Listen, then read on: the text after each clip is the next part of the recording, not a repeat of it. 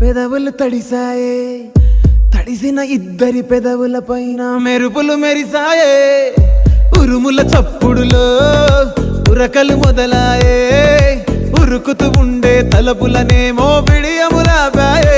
అడుగు అడుగు ముందుకు సరుపుకుని ఒకరికి ఒకరము చేరువై ఊపిరి తగిలేటంతగా ముఖములు ఎదురుగా ఉంచామే. ముద్దు పెట్టేశావా బా? లేదే భాగ్యం, తొలి ముద్దు భాగ్యం నీకే దక్కింది. చాలే